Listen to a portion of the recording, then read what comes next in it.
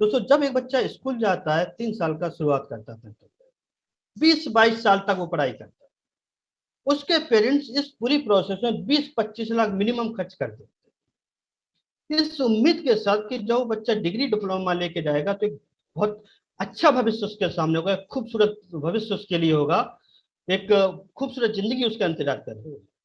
लेकिन दोस्तों कैसा सच है, बड़ा शॉकिंग है कि आज की डेट में 90 लाख स्टूडेंट अपनी डिग्रियां लेके हर साल अपनी डिग्रियां कंप्लीट करके जब मार्केट में आता है, तो मुश्किल से 20 लाख लोगों को ऑर्गेनाइज और अनऑर्गेनाइज सेक्टर में जॉब मिलता है, बाकी 60 से 70 लाख लोग अनएम्प्लॉयमेंट की सीरीज में, और फिर वो दोष देना शुरू कर देते हैं गवर्नमेंट। दोस्तों दो तरह की स्किल्स होती है, हार्ड स्किल और सॉफ्ट स्किल।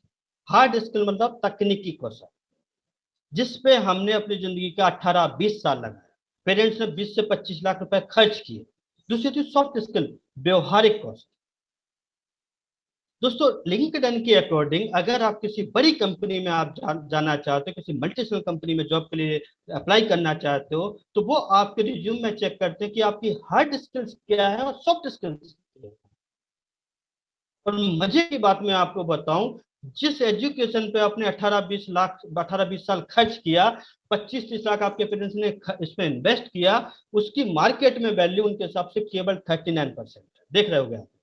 और सॉफ्ट स्किल की वैल्यू 61%।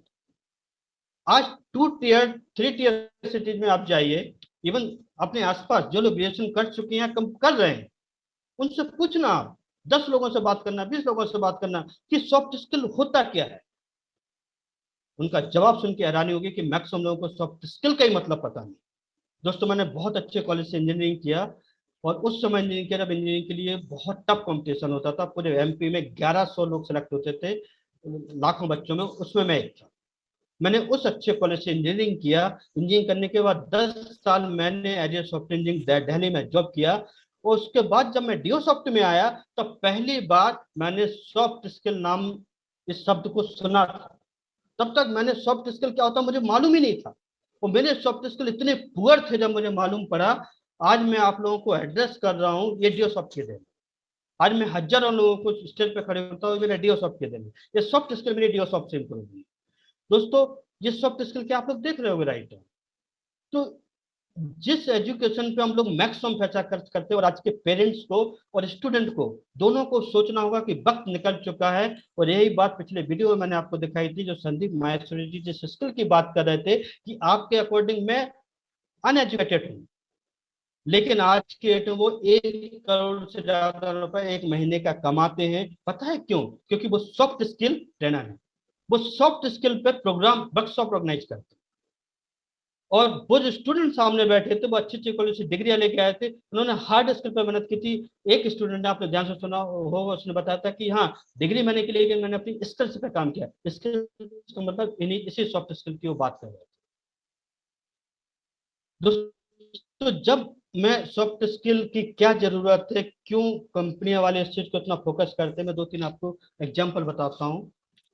अभी 3-4-5 साल पहले आप लोगों ने एक स्टोरी, एक केस सुना होगा, मैंने सुना तो मैं तो कांप गया था। एक डीएम, एक कलेक्टर, डिस्ट्रिक्ट मजिस्ट्रेट जिसको हम कहते हैं, 15 लाख स्टूडेंट जब एक एग्जाम में, यूपीएससी के एग्जाम में बैठते तो 1,000 लोग सेलेक्ट होते हैं, उसमें वो सिलेक्ट होके आए। वो गाजियाबाद में रेलवे ट्रैक के नीचे आकर उन्होंने सुसाइड किया था, शायद आप लोगों ने सुनी हो वो न्यूज, 4-5 साल पुरानी न्यूज है। रीजन क्या था? उनकी पर्सनल लाइफ में कुछ प्रॉब्लम।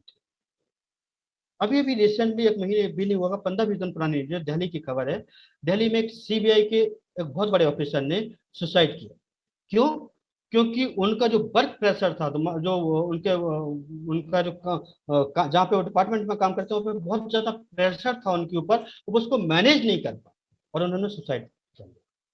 तो सॉफ्ट स्किल में आप लोग देख रहे हो स्ट्रेस मैनेजमेंट नीचे लिखा हुआ है।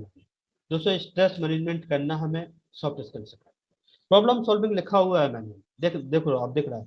दोस्तों लाइफ में प्रॉब्लम हर तरह की आ सकती है, आपकी पर्सनल लाइफ में भी प्रॉब्लम आ सकती है, आपके प्रोफेशनल करियर में भी आ सकती है। उनको सॉल्व कैसे करना और अपने 100% कैसे हम अपने वर्क पर फोकस करें, ये सॉफ्ट स्किल का पार्ट है। इसीलिए आज की डेट में बड़ी बड़ी जो मल्टीनेशनल कंपनियां होती है वो हार्ड स्किल से ज्यादा इस चीज पर देखती है कि एक बार जब ये बंदा आएगा तो इसका सॉफ्ट स्किल ही भी काम आने वाला है। अगर इसके पास 50 लोगों की टीम है और टीम को अगर ये मैनेज नहीं कर पा रहा है तो मतलब क्या होगा इसको, इसका उनका सीनियर बनाने का। अगर वो उसे मोटिवेट नहीं कर पा रहा तो मतलब क्या होगा। अगर वो टीम से कम्युनिकेट नहीं कर पा रहा है, कितनी भी अच्छी नॉलेज हो, तो कोई मतलब नहीं होता है। तो इस सॉफ्ट स्किल की इंपॉर्टेंस इसलिए बहुत बढ़ जाती है और अब हमें समझना होगा। दोस्तों अभी 6 महीने पुरानी बात है, मेरा एक बैचमेट है, 8 साल वो अमेरिका में है, अभी एक बहुत बड़ी कंपनी का वाइस प्रेसिडेंट है। उसका एक दिन मेरे पास फोन आता है और वो मुझसे कहता है कि राजकुमार, एक एकेडमी है लैंडमार्क, उसका नाम सुना है तुमने? मैंने सुना हुआ था उसका नाम। लैंडमार्क बेसिकली सॉफ्ट स्किल के ऊपर कुछ वर्कशॉप ऑर्गेनाइज करती है, 1 दिन की, 3 दिन की, 5 दिन की, 7 दिन की, इस दिन के वर्कशॉप होती है, मुझे पता है। तो उसने बताया कि यार वो पिछले लगभग 1.5 साल से डिप्रेशन वाली कंडीशन में था और सब कुछ छोड़ने के मूड में था। फिर उसे किसी ने सजेस्ट किया और उसने लैंडमार्क से जाके कोर्स किया और बोले उस कोर्स करने के बाद ना मैं फिर से एकदम से नया और रिफ्रेश हो गया और बहुत अच्छा लग रहा है, और तुम भी उस कोर्स को करो। तो मैंने उस समय पूछा कि 1 वीक में उन्होंने क्या क्या तुम्हें तैयार किया। तो वो जो वो कंटेंट्स मेरे से डिस्कस कर रहा था तो मुझे अंदर से हंसी आ रही थी। पता है दोस्तों क्यों? क्यों? क्योंकि वो जो चीजें बता रहा था वो चीजें सुबह से शाम तक मैं अपनी टीम के लोगों को बताता और आप लोगों को आपके सीनियर्स बताते वो चीजें, कैसे ऑड कंडीशन में काम किया जाए, कैसे प्रॉब्लम को सॉल्व किया जाए, कैसे टाइम को मैनेज किया जाए, कैसे कम्युनिकेट किया जाए, कैसे टीम को लीड किया जाए, कैसे स्ट्रेस को मैनेज किया जाए। ये सब चीजें आपके सीनियर्स ही बताते होंगे। लीडरशिप क्वालिटी कैसे डेवलप की जाए, ये सब हम भी बताए। तो मुझे हंसी आ रही थी। फिर मैंने कहा इसकी फीस कितनी थी, तो उसने फीस बताई ना, तो मुझे प्राउड हुआ अपनी कंपनी पे कि वाह, 96,000 दोस्तों, 1 वीक का उसका चार्ज था। उसके हस्बैंड वाइफ ने वो वर्कशॉप अटेंड किया था, 96,000। और दोस्तों यहाँ पे 10,500 रुपये हमारी कंपनी हमसे लेती है।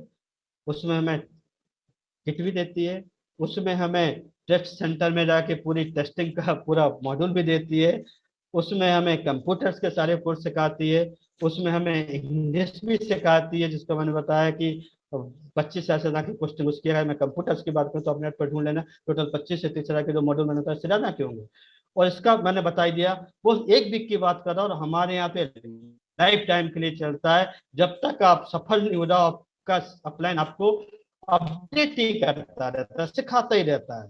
तो दोस्तों समझ सकते हो कि कितना बेशकीमती प्रोडक्ट हमें हमारी कंपनी ने दिया। इसलिए मैंने कहा था कि अपनी समझ बढ़ा लोगे तो समझ में आ जाएगा कि क्या आपको अपनी कंपनी ने दिया। अब दोस्तों सॉफ्ट स्किल में हमारी कंपनी कराती क्या क्या है। सबसे पहले पर्सनालिटी डेवलपमेंट बहुत इंपॉर्टेंट पार्ट है। अगर हमारी पर्सनालिटी, कहते हैं ना, first impression is the last impression, अगर आपकी पहली पर्सनालिटी इस लेवल तक अगर हो जाए तो मजा आ जाए।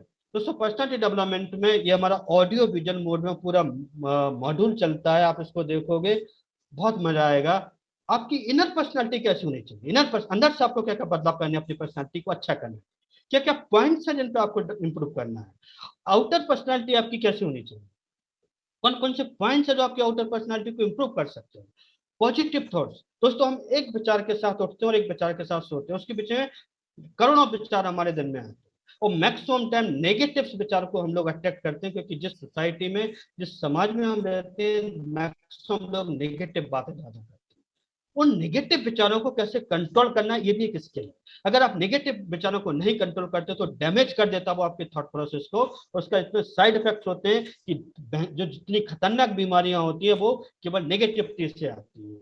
हमें ये स्किल सीखनी होगी कि कैसे एक नेगेटिव विचार को तुरंत खत्म करें और उसे पॉजिटिव में कन्वर्ट करें। ये भी एक स्किल है। आपका कम्युनिकेशन कैसा होना चाहिए, कम्युनिकेशन आपका अच्छा है। कम्युनिकेशन का मतलब केवल इंग्लिश बोलने से नहीं होता। कम्युनिकेशन का मतलब है अगर मेरी बात आप तक पहुंचेगी तो मेरा कम्युनिकेशन ठीक है। माध्यम कोई भी हो, भाषा कोई भी हो। आप SWOT टेक्निक्स, SWOT एनालिसिस, आपकी वीकनेसेस क्या है, उन वीकनेसेस को आप कैसे ठीक करो, ये हमारी एक कंपनी आपको इस मॉड्यूल में सिखाए। इसके आगे बढ़ते हम पब्लिक स्पीकिंग है। स्पेशली आप जिस प्लेटफॉर्म पे हो उस पर तो पब्लिक स्पीकिंग के बगैर आप सफल हो ही नहीं सकते हो। लेकिन किसी भी फील्ड में आप करियर बनाना चाहते हो तो पब्लिक स्पीकिंग मस्ट है आज के टाइम में। पब्लिक स्पीकिंग में हमने हमारी कंपनी सिखाती है कि आप अपने आप को कैसे प्रिपेयर करो पब्लिक स्पीकिंग में जाने के पहले। आपकी स्पीच प्रॉपर होनी चाहिए, बहुत लेंदी नहीं होनी चाहिए, किस तरह की एडिटिंग उसकी उसकी स्पीच होनी चाहिए कि इम्पैक्टफुल हो और अच्छी हो। आपके ऑडियंस क्या है ये आपको पता होना बहुत जरूरी है पब्लिक स्पीच में। जैसे हमारे respected prime minister Modi ji को मैं देखता हूँ, वो ऑडियंस के अकॉर्डिंग अपनी स्पीच को देते हैं। अगर वो साइंटिस्ट को एड्रेस कर रहे हैं तो उसी के इर्द गिर्द वो बोलते हैं, इसके अलावा वो नहीं जाते हैं बाहर। अगर वो डॉक्टर्स को एड्रेस कर रहे हैं तो केवल उनकी स्पीच उसी के इर्द गिर्द होती है, इसके बाहर नहीं जाती है। अगर वो बिजनेस क्लास को एड्रेस कर रहे हैं तो उसी के इर्द गिर्द वो रखते हैं। अगर वो पब्लिक को स्पीच एड्रेस कर रहे हैं तो उसके अकॉर्डिंग। ये हमें भी सीखना है कि किसको हम एड्रेस कर रहे हैं, हमारा ऑडियंस किस मेंटल लेवल का है। अपने मेंटल लेवल से नहीं, उसके मेंटल लेवल पे जाके हमें अंडरस्टैंड करना है और हमें देना है, तो कनेक्ट करोगे आप उसके साथ। हमारी हाउ शुड आई स्पीक, मैं बोल क्या रहा हूँ, मेरा टॉपिक क्या है, ये मुझे मालूम है। मेरी बॉडी लैंग्वेज कैसी होनी चाहिए, अगर बॉडी लैंग्वेज परफेक्ट है, कहते हैं ना आपकी बॉडी लैंग्वेज अगर परफेक्ट, वो आपके वर्ड से अगर मैच कर रही है तो वो सामने वाले को अच्छी लगती है। आपकी प्रेजेंटेशन स्किल्स बहुत अच्छी होनी चाहिए, अगर प्रेजेंटेशन आपकी स्किल अच्छी है तो आपकी पब्लिक स्पीकिंग में मास्टर